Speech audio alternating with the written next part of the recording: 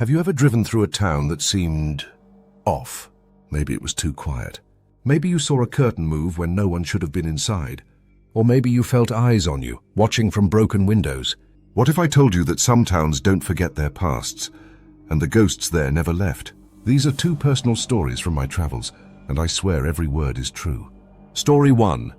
The Town That Waited. The summer of 2022 was supposed to be a road trip for healing. After losing my younger brother to a tragic accident, I packed up my gear and decided to tour the lesser-known ghost towns of the American Southwest.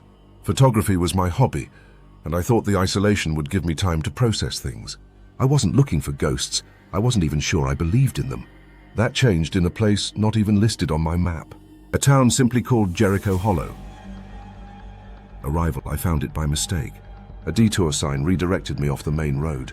I drove for nearly 40 minutes through winding desert until I reached a weathered sign half covered by sand. Welcome to Jericho Hollow. Pop.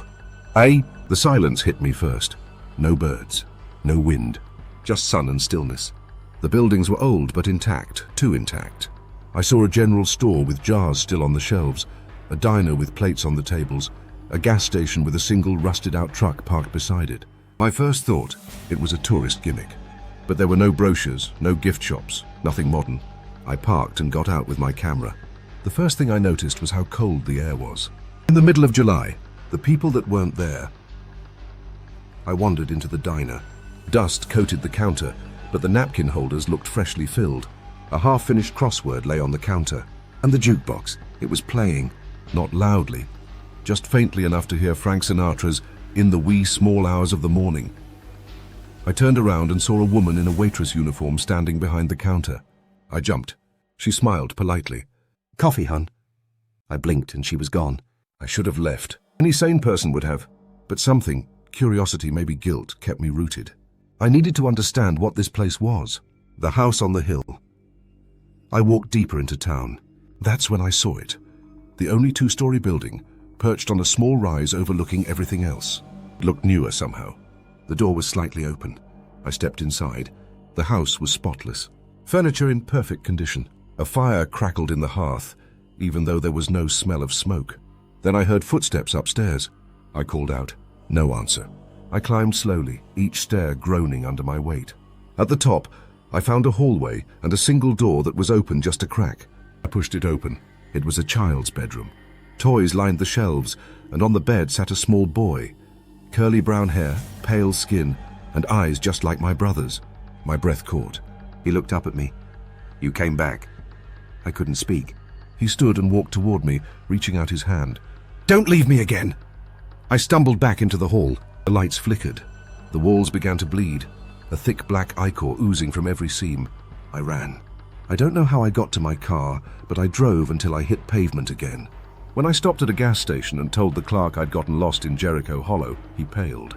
"That town's been gone since '72. Flood washed it clean. No survivors." I looked at my camera. Every shot I'd taken, gone, replaced by static. But one picture remained. A blurry image of a boy in a window waving. He looked exactly like my brother. Story 2. The Silence in Cold Pine. If a town disappears from the map, does it mean it was ever truly empty, or just forgotten? That's what I kept asking myself after Cold Pine. Not because I couldn't find it, but because I did, and I wish I hadn't. The beginning, it was October 2023. I had taken a freelance gig photographing abandoned towns in Colorado.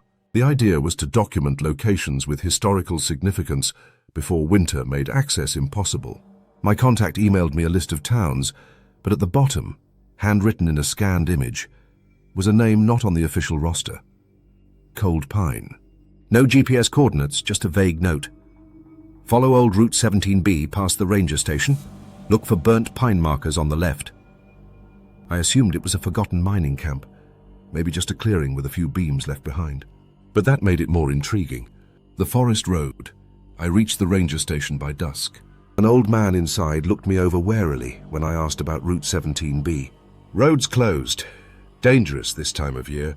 Trees don't stay where they should," he said, not meeting my eyes. I thought he was joking. He wasn't. Still, I pressed on. About 4 miles in, I spotted them, 2 pine trees scorched pitch black at their bases.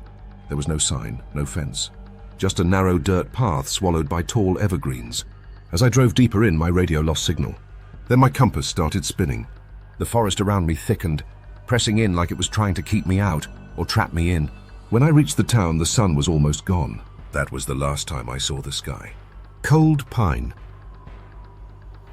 The town was unsettling, not because of what was there, but what wasn't. No birds, no bugs, not even wind. The silence was so absolute it felt wrong, like a noise vacuum pressing against my ears. The buildings were still intact but looked off. The wood wasn't rotted but warped, like it had been stretched by heat or time. Main Street had a church, a post office, and a general store. I parked and stepped out, my boots crunching on what looked like frost, though the air wasn't cold. I opened the store door. A bell tinkled and I froze. There, inside the store, was a woman, perfectly still, facing away from me. "Hello?" No response. She turned, slowly, mechanically. Her face was blank, eyes unfocused. Her lips moved, but no sound came out. Then, all at once, she screamed, a long, silent, open-mouthed shriek, and vanished. I backed out, shaking. I wasn't alone. But whoever, or whatever, was there wasn't alive. The cabin, I took shelter in a small cabin near the edge of town. The windows were nailed shut. The door locked behind me without me touching it. I lit my lantern and looked around. Dust, cobwebs, and on the wall, portraits of people smiling. But as I stared, the smiles seemed to grow wider. Unnatural. Each photo had names and dates beneath them. Some were scratched out violently. Others had new names written over old ones. One of them had my name. I grabbed my gear and tried to leave. The door wouldn't open. My lantern flickered. Then the whispers started. Not loud. Not even urgent. Just constant. A flood of disjointed voices whispering things I couldn't understand, except for one word repeated over and over. Stay. I smashed the window with my tripod and fled into the woods. The church, it was the only building I hadn't checked, and I don't know why I thought it would be safe. Desperation, maybe. The front door creaked open before I touched it. Inside, pews lined a narrow aisle, leading to an altar covered in dark stains. Above it hung a massive wooden cross, upside down. In the pews sat dozens of people, or their shapes. Faces melted, eyeless, gaping mouths stretched open in silent screams. As I stood frozen, they all turned to look at me.